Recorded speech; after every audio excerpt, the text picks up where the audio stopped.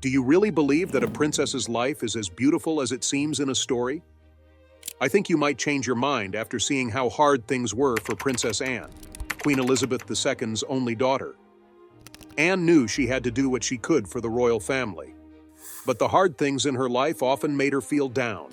She had to deal with so many problems in the kingdom that she later tried to keep her own children from having to deal with the same problems. Let's take a closer look at some of the less well-known problems Princess Anne had to deal with.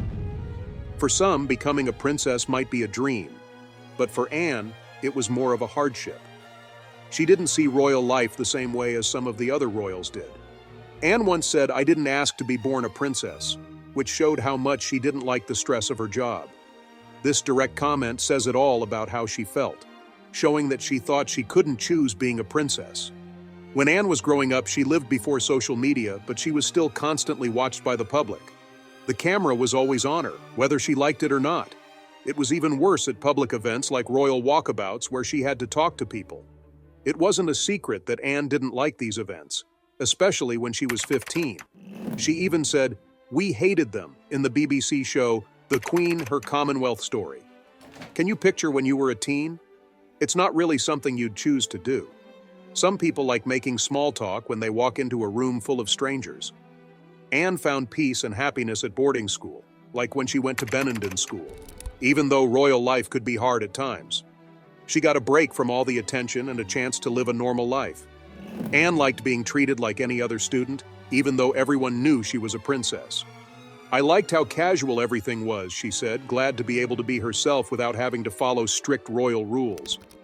What Anne does to deal with being part of the royal family shows how realistic and independent she is. Princess Anne has always been able to balance her royal tasks with a strong sense of who she is as a person. She knows her place in the family, but she's always respected her own space and the freedom to live her life without the expectations of being a royal. Her position in the line of succession to the British throne is based on rules that are hundreds of years old. Anne was third in line when she was born, after her mother, Princess Elizabeth, later Queen Elizabeth II, and her older brother, Prince Charles. The reason for this was the old rule of male preference primogeniture, which said that male heirs were more important than female heirs, even if the female child had older sisters. As time went on, though, Anne's position changed a lot. In 1960 and 1964, she had two younger brothers, Prince Andrew and Prince Edward. Because they were boys, they were put ahead of her in the line of succession. Even though Anne was a busy and devoted queen, she fell further down the list, especially since her brothers now had their own children. There were many calls for change, but the Succession to the Crown Act of 2013 was the first step toward making things better.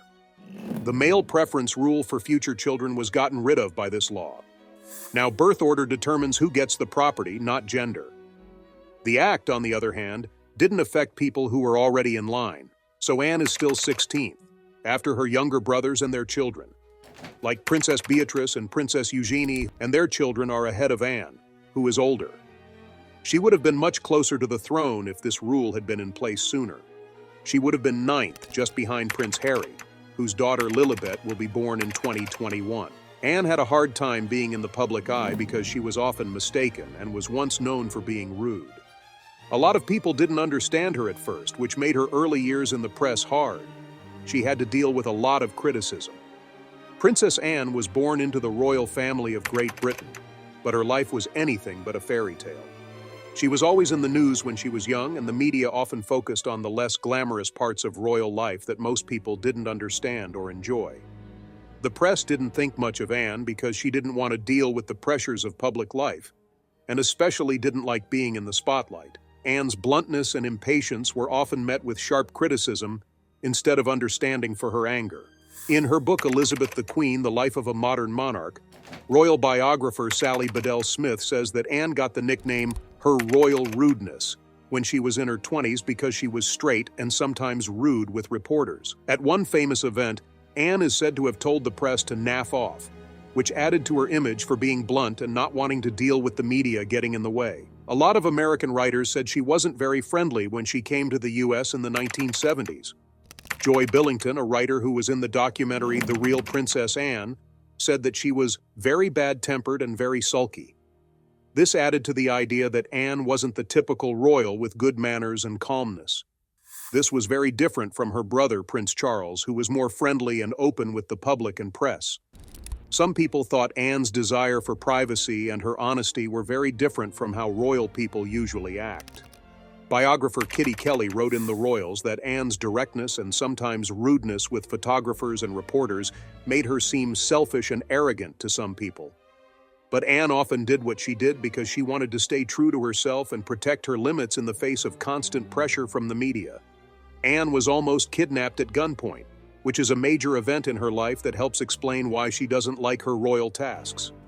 Anne was driving home in her sedan after going to a charity event when an armed man came up behind her and shot her bodyguard in the shoulder as he tried to get inside.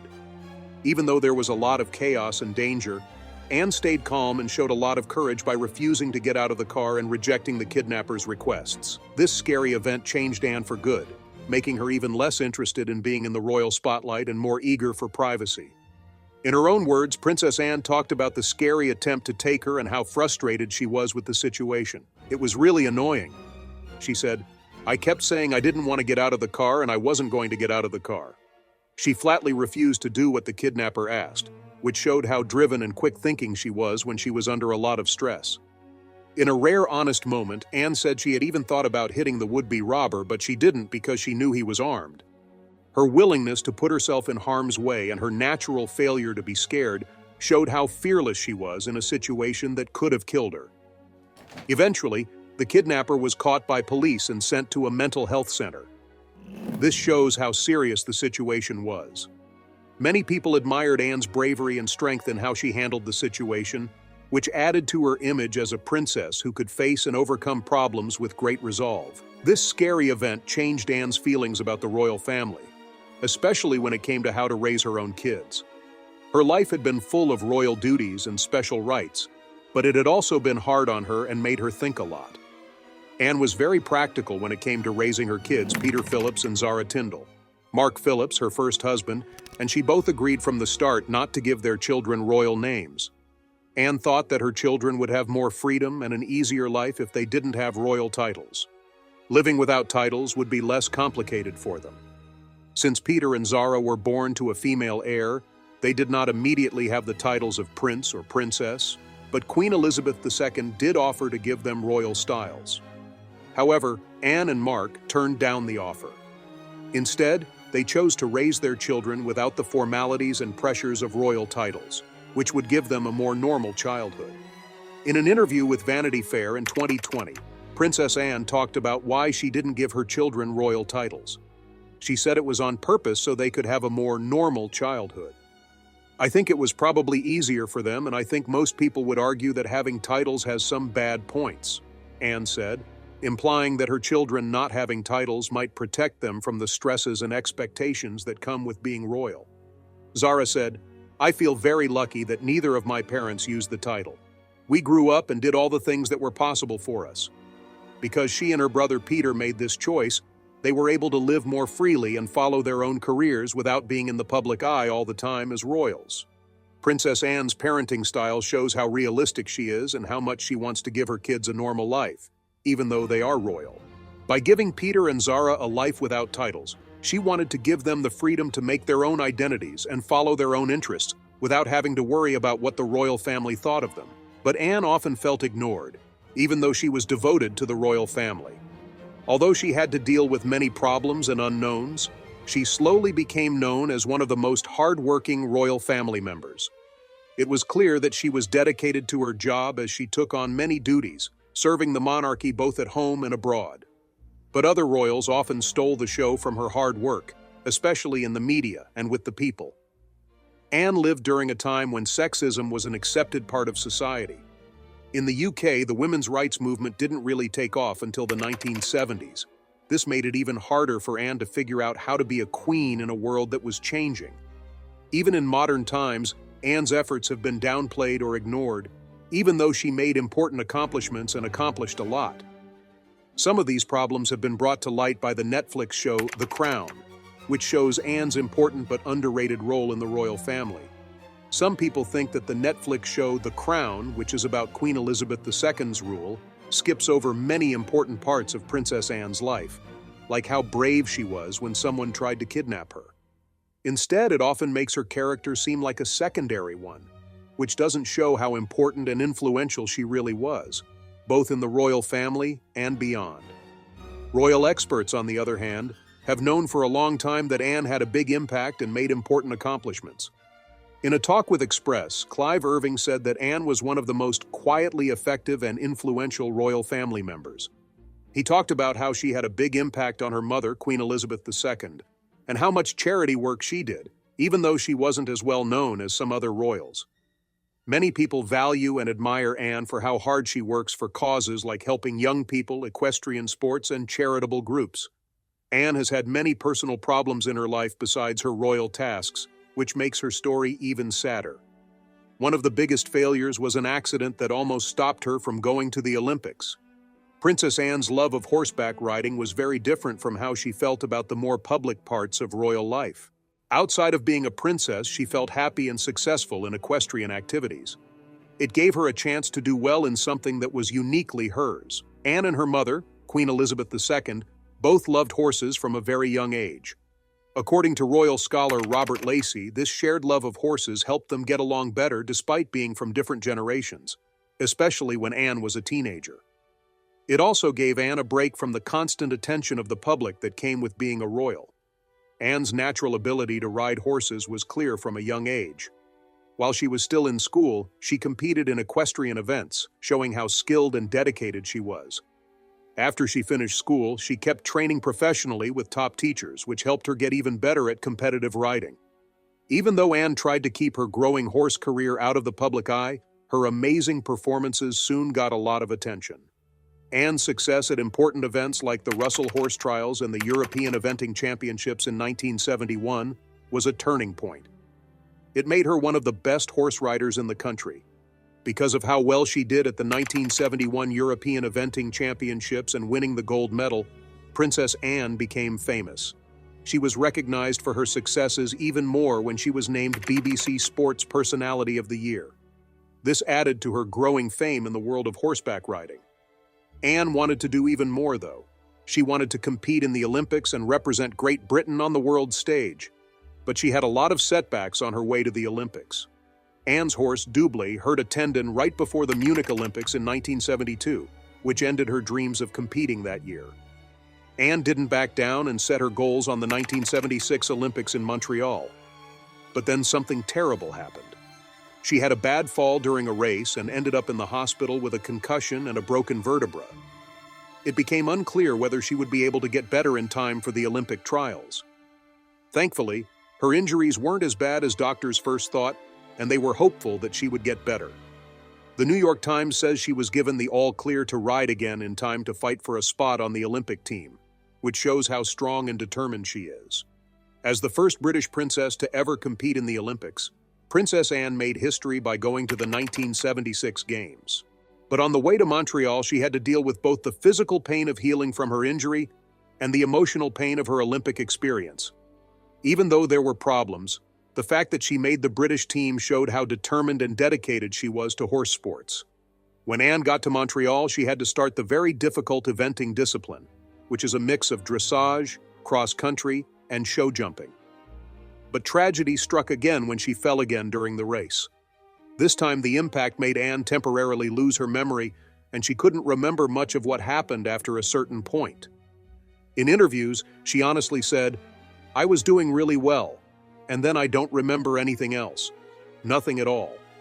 Because of this memory loss, Anne would never fully remember how important her Olympic start was. Even though there were setbacks, her involvement was a big deal in and of itself. It cemented her place in history as a royal who overcame hardship and made a name for herself in sports. After her fall at the 1976 Olympics, Princess Anne had trouble remembering things. She had to rely on what other people told her to piece together what had happened. Anne's lady-in-waiting, Jane Holderness Rodham, stated in the documentary Anne, the Princess Royal at 70, that Anne's memory loss was still going on and that she couldn't fully remember her time at the Olympics. Even though this failure happened, Anne showed how strong she was by getting back on her horse and finishing the race, which was an amazing display of determination under pressure.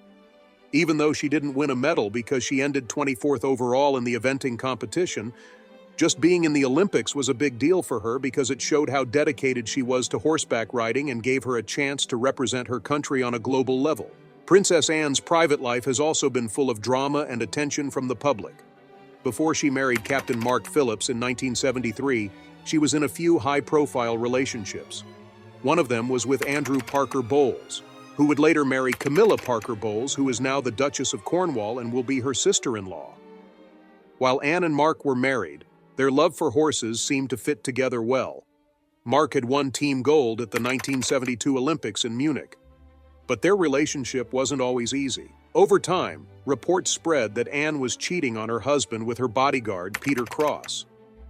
Anne never confirmed the relationship in public, but it was generally said that Peter Cross had sold information about their alleged affair for a lot of money, which made the media even more interested in the royal couple. A lot of bad things happened to the British royal family in 1992.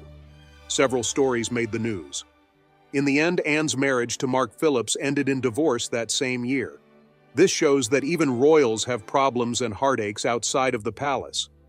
During the rough time of her split from Captain Mark Phillips in 1992, Princess Anne wasn't the only one going through changes in their personal lives. During the same time period that she split up, other important royal couples did as well, such as Prince Andrew and Sarah Ferguson and Prince Charles and Princess Diana. The royal family as a whole went through a hard change that year. Even with all of these problems, Anne found comfort in a new relationship with Sir Timothy Lawrence, whom she knew from their time together in the Navy. Later that same year, the pair decided to elope. They had a private ceremony, which showed that Anne wanted to have a more private life away from the constant attention of the media and her royal duties. The death of Princess Anne's father, Prince Philip, in 2021 was another terrible event that shocked her deeply. Even though his death was expected because he was very old, the sadness was still very strong. In a post on the royal family's social media, Anne talked about how much his death hurt her and the rest of the royal family. She said something very moving when she said, "You know it's going to happen, but you are never really ready." This quote shows how everyone feels when they lose a loved one. Anne's father, Prince Philip, was an important person in her life. He was also her mentor, a supporter, and sometimes a critic. He had a huge impact on her, and Anne said she admired how he always did his job and served the monarchy and his family. His unwavering dedication to these roles left an indelible mark on how she carried out her royal duties. Princess Anne did something very touching and out of the ordinary for a royal woman. She walked behind her father's coffin at his funeral. This public act of grief was very important to Anne because it showed how strong she was and how close she was to her father. It was also a rare display of emotion that went against the royal code of conduct and showed how dedicated Anne was to her family and her duties as a princess. Princess Anne was born into the British royal family, which gives her a lot of money and privileges. However, her life has also been full of personal struggles, challenges, and heartbreak. The tragic parts of her life come from both the constant media attention and the public scrutiny. For example, she was almost kidnapped, her first marriage ended, and she lost her father, Prince Philip. Even with all of these problems, Anne has always shown strength, determination, and a strong sense of duty. Her bravery in the face of danger, like when she refused to help a would-be kidnapper, or when she chose to raise her children without royal titles to protect them from public pressures, shows that she wants to live an honest and independent life. Her role in the royal family has been overshadowed by more famous royals like Prince Charles, Princess Diana, and others. However, Anne's hard work, dedication to good causes, and quiet influence have earned her the respect of those who truly understand how much she has done. Her life has also been full of hard personal choices, like navigating a troubled marriage and losing her father, who was a close friend and guide. Her public acknowledgement of this grief, through her actions at Prince Philip's funeral and her personal acts of gratitude, shows a side of her that many may not often see. A woman who puts family, love, and personal connection above royal formality.